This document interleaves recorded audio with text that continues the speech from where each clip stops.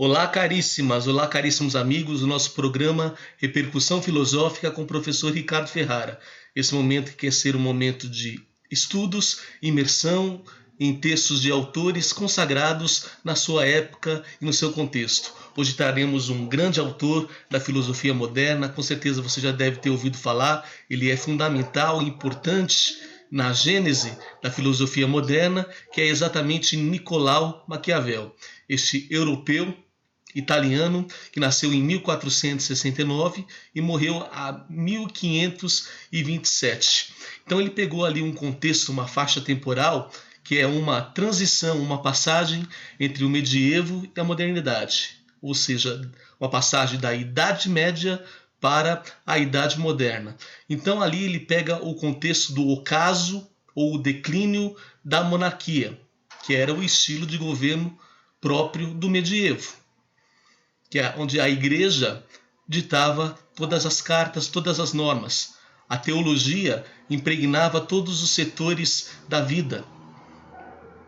E nesse sentido, o rei era o absoluto.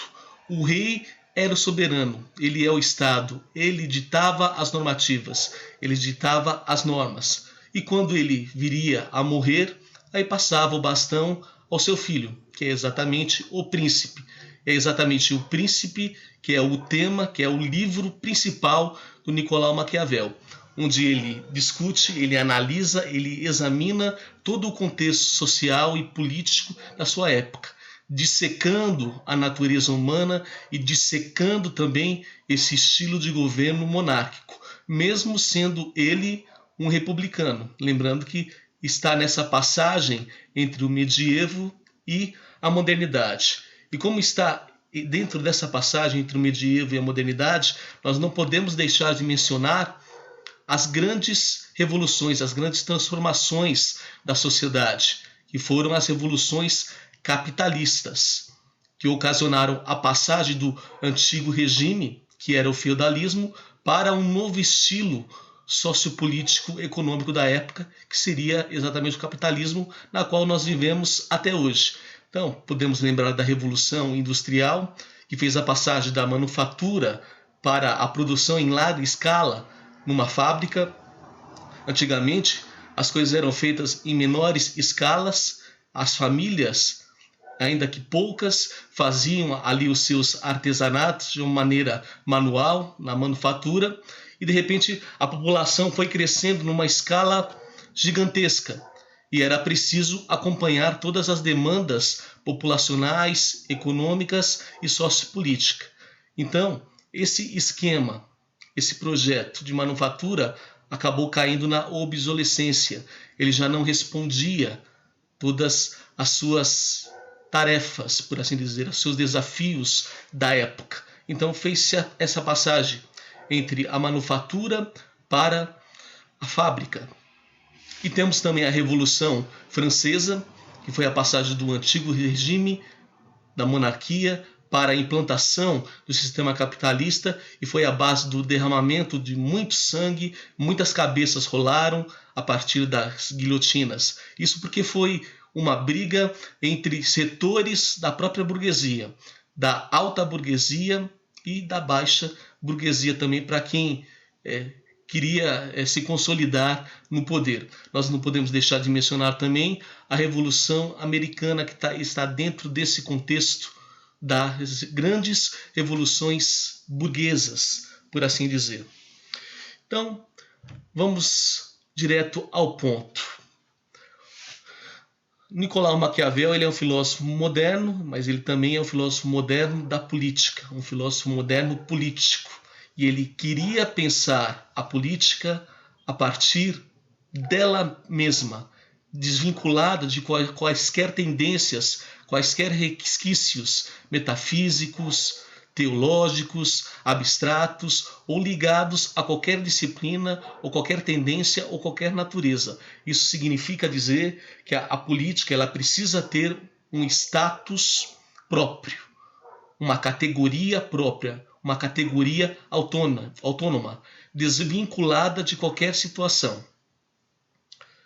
É isso que ele acaba analisando exatamente nesse contexto. E tem dois temas importantes que o autor traz, que é exatamente essa junção entre virtude e fortuna, que seria ali as habilidades do líder, do governante, do rei ou do príncipe, do gestor, por assim dizer.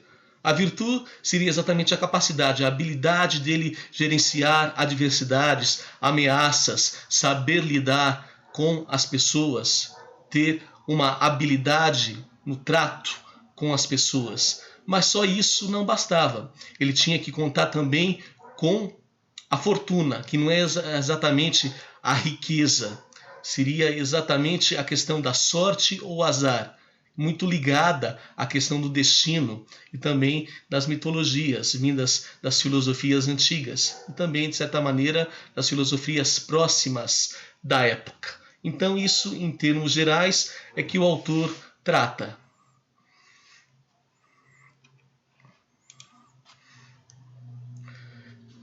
Como nós mencionamos, a principal obra do Nicolau Maquiavel é exatamente O Príncipe, onde que ele analisa todo o contexto sociopolítico da sua época. É importante que a gente marque que não é um tratado jurídico, é um tratado de vida política, da própria política, de como que o homem se comporta na sociedade, como que o homem se comporta na política. Temos uma tradução fantástica, maravilhosa, que é exatamente a tradução de Lívio Xavier, ali da Abril Cultural, é exatamente a primeira tradução que os pensadores fizeram para a língua portuguesa. Esse livro de capa azul. Inclusive, todas as traduções de todos os autores desse de capa azul são as melhores possíveis, até melhores do que as atuais que estão sendo feitas. Então, a gente pode encontrar esses textos lá no Google, que você consegue encontrar também em sebos muito facilmente. Então, na coleção Os Pensadores. E vale a pena adquirir.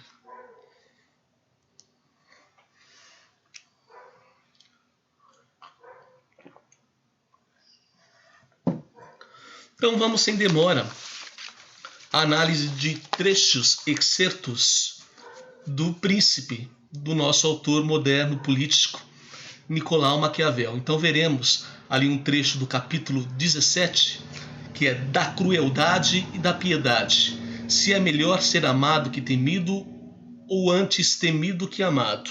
Então já ali na largada, só pela descrição do título, o autor já dá ali algumas pistas do que ele quer refletir, daquilo que ele quer comunicar no seu texto e nesse excerto.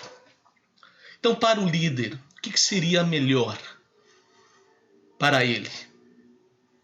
Ser amado que temido ou ser temido que amado? Então, nós temos aí duas categorias, duas modalidades: o amor e o temor. O que é mais importante? O que é mais fundamental para o líder? Ser amado ou ser temido? E aí o autor ele vai explicar em relação a isso. Daí nasce uma controvérsia. Qual seja, se é melhor ser amado ou temido? Pode-se responder que todos gostariam de ser ambos as coisas. Porém, como é difícil conciliá-las, é bem mais seguro ser temido que amado. Caso venha a faltar uma delas, das duas, porque, de modo geral, pode-se dizer que os homens são ingratos, volúveis, fingidos, dissimulados, avessos ao perigo, ávidos de ganho, assim enquanto o príncipe agir com benevolência, eles se doarão inteiro, lhe oferecerão o próprio sangue, os bens, a vida, os filhos, mas só nos períodos de bonança, como se disse mais acima. Então vamos entender o que o autor quer dizer. Então, as cartas já estão na mesa. Nós temos aí as duas categorias. O que é mais importante? Ser amado ou ser temido para o líder e para o príncipe? Então, a primeira constatação do nosso autor é que, no ideal, no plano teórico, seria fundamental confluir, conciliar as duas coisas, ser amado e ser temido. Então, na teoria, em tese, o líder teria que conciliar ser amado e ser temido. Mas o autor, quando ele vai na prática, ele analisa os homens na política e na sociedade, ele vê que nem sempre isso é possível, que nem sempre isso é provável na prática.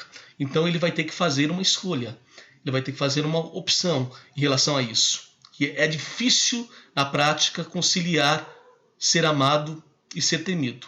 Então ele vai fazer uma opção que seria melhor para o líder. E essa escolha vai ser o ser temido. Então, é mais seguro ser temido do que amado. Mas por que ele chega a essa conclusão? Qual que é a motivação dele dizer que é mais seguro ser temido do que amado? Então, a grande resposta, a chave de leitura para isso está na condição da natureza humana. Então, Maquiavel vai considerar que a natureza humana ela não é bondosa, ela não é boa. Pelo contrário, ela é perversa, ela é maligna. Tanto é que ele vai constatar que os homens têm ingratidão, têm volubilidade, têm fingimento e que têm dissimulação. E que quando estiver tudo bem, em relação a eles quiserem conseguir aquilo que eles quiserem conseguir, por conveniência, eles irão colocar até os próprios valores em jogo, até as próprias famílias, até as próprias mulheres, por assim dizer. Então, trocando em miúdos, é o que esse trecho traz para a gente.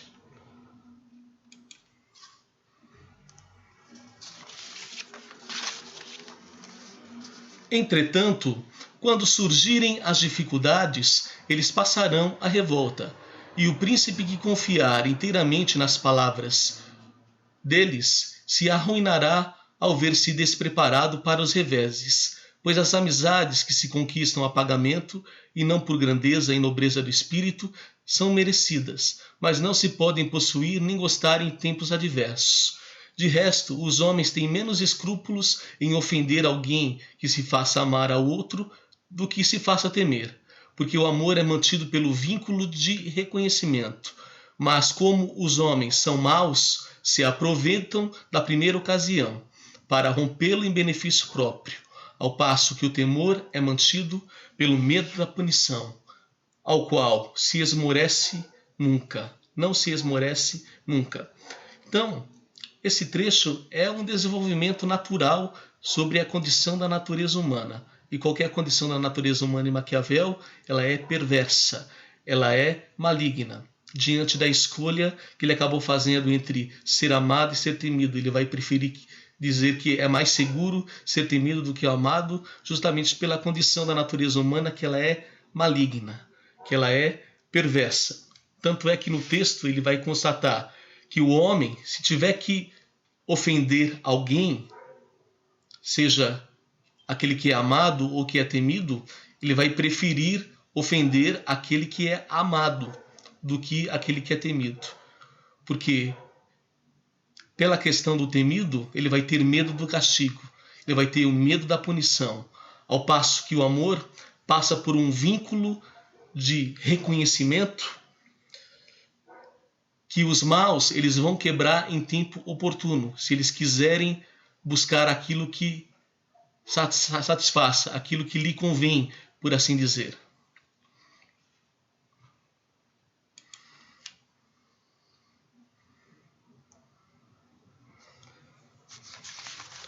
Aí temos esse último excerto conclusivo.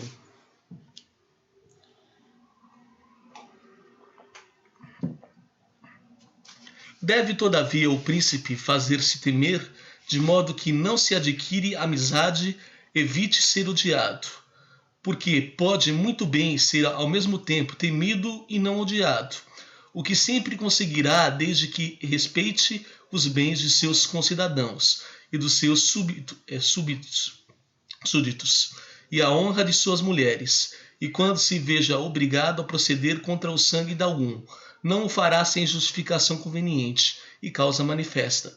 Mas, sobretudo, não tocar na propriedade alheia, porque os homens esquecem mais depressa a morte do pai do que a perda do patrimônio. E depois, não lhe faltam nunca motivos para apoderar-se do alheio, e sempre aquele que começa a viver da rapina encontra razões para apoderar-se do que é dos outros, ao passo que as ocasiões de fazer correr sangue são as mais raras e faltam a miúde. Então, até aqui você já entendeu que o autor estava num dilema entre o ser amado e o ser temido. Ele acaba optando pelo ser temido, justamente pela condição da natureza humana, que ela é perversa, ela é maligna, os homens são voláteis, são volúveis, são ingratos, eles são dissimuladores, pelos termos que o próprio autor acaba colocando. Então, é o seguinte, ele vai estar diante de um outro impasse, de uma outra dicotomia. Ele já escolheu entre o ser amado e o ser temido, que é o ser temido. Mas diante disso,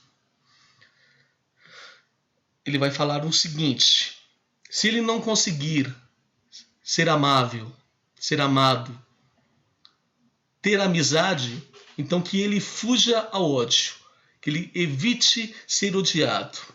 E qual que é o motivo disso? Vamos supor, por exemplo, que esse líder não respeite a família dos seus cidadãos, não respeite as suas mulheres, comece a saquear as suas propriedades ou até invadir as suas propriedades. Com certeza absoluta, ele será alvo de muito ódio, até de revolta, as pessoas procurarem até caçá-lo, por assim dizer, atentar contra a própria vida desse líder. Então, é essa a constatação. A primeira coisa, a malignidade da natureza humana. E aí nós temos uma frase, um adágio lapidar do Maquiavel. Os homens se esquecem mais depressa a morte do pai do que a perda do patrimônio. Que isso quer dizer? Que isso revela? Que os homens são muito apegados à aparência e que são muito materialistas. Tudo isso sobre a égide da condição da natureza humana que é perversa, que é maligna. É por isso que ele chega a essa conclusão. Então, resumindo, o gestor deve ser temido por causa da condição da natureza humana, mas ele deve ser amado e fugir do ódio. Se não conseguir ser amado, fugir do ódio.